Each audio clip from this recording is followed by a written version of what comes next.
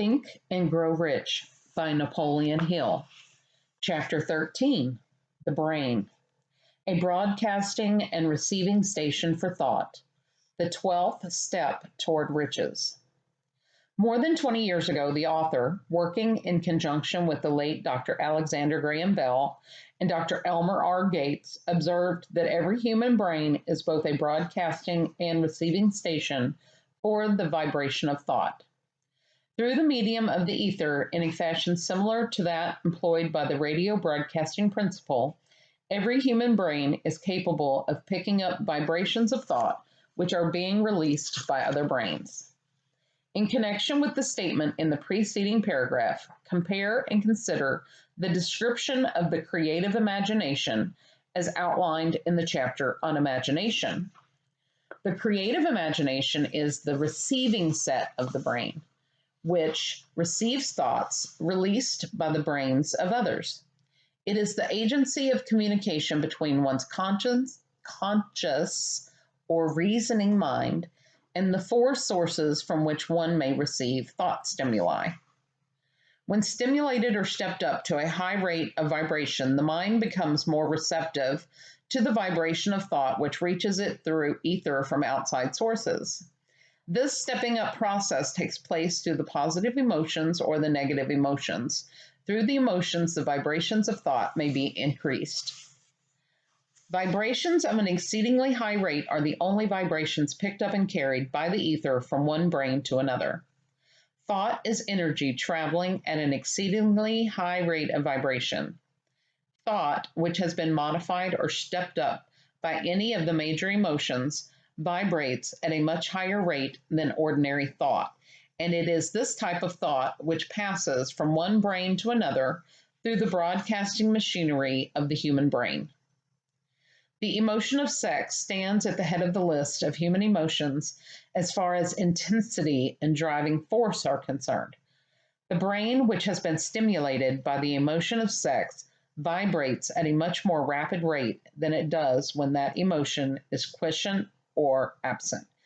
The result of sex transmutation is the increase of the rate of vibration of thoughts to such a pitch that the creative imagination becomes highly receptive to ideas, which it picks up from the ether. On the other hand, when the brain is vibrating at a rapid rate, it not only attracts thoughts and ideas released by other brains through the medium of the ether, but it gives to one's own thoughts that feeling which is essential before those thoughts will be picked up and acted upon by one's subconscious mind. Thus, you will see that the broadcasting principle is the factor through which you mix feeling or emotion with your thoughts and pass them on to your subconscious mind. The subconscious mind is the sending station of the brain, through which vibrations of thought are broadcast. The creative imagination is the receiving set through which the vibrations of thought are picked up from the ether. Along with the important factors of the subconscious mind and the faculty of the creative imagination, which constitute the sending and receiving sets of your mental broadcasting machinery, consider now the principle of autosuggestion, which is the medium by which you may put into operation your broadcasting station. Through the instructions described in the chapter on autosuggestion, you were definitely informed of the method by which desire may be transmuted into its monetary equivalent. Operation of your mental broadcasting station is a comparatively simple procedure. You have but three principles to bear in mind and to apply when you wish to use your broadcasting station: the subconscious mind, creative imagination, and autosuggestion. The stimuli through which you put these three principles into action have been described. The procedure begins with desire. Greatest forces are intangible. The Depression brought the world to the very borderline of understanding of the forces which are intangible and unseen. Through the ages which have passed, man has depended too much upon his physical senses and has limited his knowledge to physical things which he could see, touch, weigh, and measure. We are now entering the most marvelous of all ages, an age which will teach us something of the intangible forces of the world about us. Perhaps we shall learn as we pass through this age that the other self is more powerful than the physical self we see when we look into a mirror. Sometimes men speak lightly of the intangibles, the things which they cannot perceive through any of their five senses, and when we hear of them, it should remind us that all of us are controlled by forces which are unseen and intangible. The whole of mankind has not the power to cope with, nor to control the intangible force wrapped up in the rolling waves of the oceans. Man has not the capacity to understand the intangible force of gravity, which keeps this little earth suspended in midair and keeps man from falling from it, much less the power to control that force. Man is entirely subservient to the intangible force, which comes with a thunderstorm, and he is just as helpless in the presence of the intangible force of electricity. Nay, he does not even know what electricity is, where it comes from, or what is its purpose. Nor is this by any means the end of man's ignorance in connection with things unseen and intangible. He does not understand the intangible force and intelligence wrapped up in the soil of the earth. The force which provides him with every morsel of food he eats, every article of clothing he wears, every dollar he carries in his pockets. The dramatic story of the brain. Last but not least, man, with all of his boasted culture and education, understands little or nothing of the intangible force, the greatest of all the intangibles of thought. He knows but little concerning the physical brain and its vast network of intricate machinery through which the power of thought is translated into its material equivalent, but he is now entering an age which shall yield enlightenment on the subject. Already men of science have begun to turn their attention to the study of this stupendous thing called a brain, and while they are still in the kindergarten stage of their studies, they have uncovered enough knowledge to know that the central switchboard of the human brain, the number of lines which connect the brain cells one with another, equal the figure 1, followed by 15 million ciphers. The figure is so stupendous, said Dr. C. Judson Herrick of the University of Chicago, that astronomical figures dealing with hundreds of millions of light years become insignificant by comparison.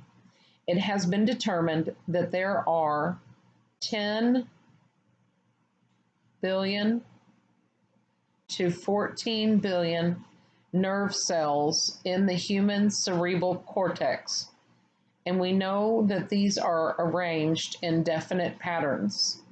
These arrangements are not haphazard, they are orderly.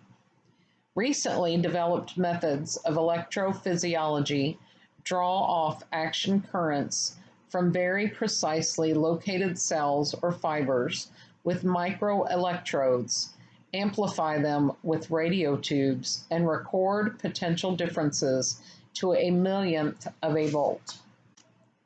It is inconceivable that such a network of intricate machinery should be in existence for the sole purpose of carrying on the physical functions incidental to growth and maintenance of the physical body.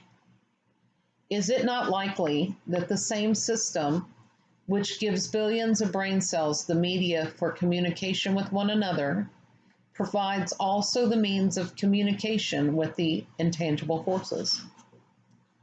After this book had been written, just before the manuscript went to the publisher, there appeared in the New York Times an editorial showing that at least one great university and one intelligent investigator in the field of mental phenomena are carrying on an organized research through which conclusions have been reached that parallel many of those described in this and the following chapter.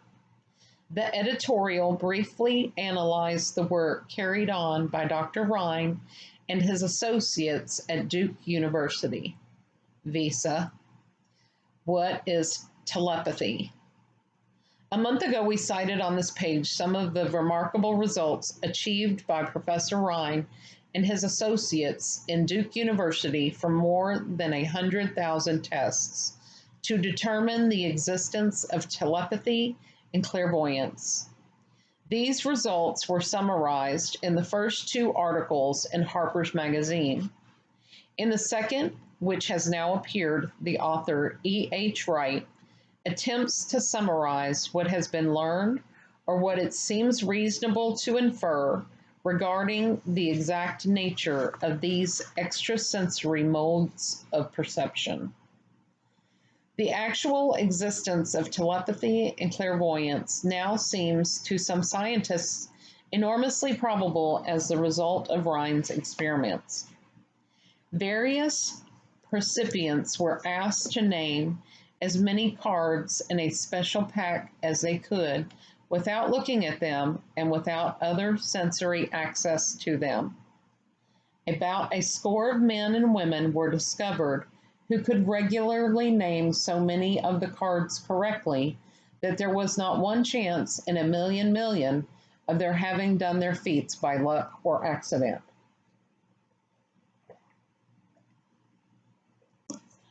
But how did they do them? These powers, assuming that they exist, do not seem to be sensory. There is no known organ for them. The experiments worked just as well at distances of several hundred miles as they did in the same room. These facts also dispose, in Mr. Wright's opinion, of the attempt to explain telepathy or clairvoyance through any physical theory of radiation. All known forms of radiant energy decline inversely as the square of the distance traversed. Telepathy and clairvoyance do not, but they do vary through physical causes as our other mental powers do.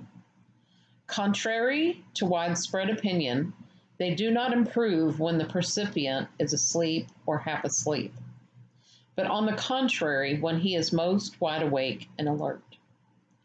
Rhine discovered that a narcotic will invariably lower a percipient's score, while a stimulant will always send it higher.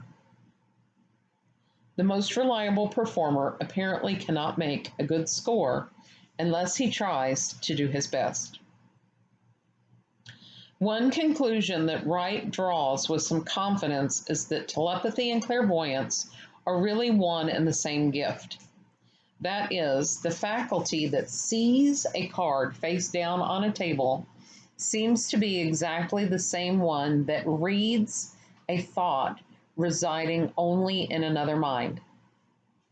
There are several grounds for believing this. So far, for example, the two gifts have been found in every person who enjoys either of them. In every one so far, the two have been of equal vigor almost exactly. Wright advances from this conclusion to express what he puts forward as no more than the mere hunch that other extrasensory experiences, prophetic dreams, premonitions of disaster, and the like may also prove to be part of the same faculty. The reader is not asked to accept any of these conclusions unless he finds it necessary, but the evidence that Rhine has piled up must remain impressive. In view of Dr. Rhine's announcement in connection with the conditions under which the mind responds to what he terms extrasensory modes of perception, I now feel privileged to add to his testimony by stating that my associates and I have discovered what we believe to be the ideal conditions under which the mind can be stimulated so that the sixth sense described in the next chapter can be made to function in a practical way. The conditions to which I refer consist of a close working alliance between myself and two members of my staff. Through experimentation and practice, we have discovered how to stimulate our minds by applying the principle used in connection with the invisible counselors described in the next chapter, so that we can, by a process of blending our three minds into one, find the solution to a great variety of personal problems which are submitted by my clients. The procedure is very simple. We sit down at a conference table, clearly state the nature of the problem we have under consideration, then begin discussing it. Each contributes whatever thoughts that may occur. The strange thing about this method of mind stimulation is that it places each participant in communication with unknown sources of knowledge definitely outside his own experience. If you understand the principle described in the chapter on the mastermind, you of course recognize the roundtable procedure here described as being a practical application of the mastermind. This method of mind stipulation, through harmonious discussion of definite subjects between three people, illustrates the simplest and most practical use of the mastermind. By adopting and following a similar plan, any student of this philosophy may come into possession of the famous Carnegie formula briefly described in the introduction. If it means nothing to you at this time, mark this page and read it again after you have finished the last chapter. The depression was a blessing in disguise. It reduced the whole world to a new starting point that gives everyone a new opportunity.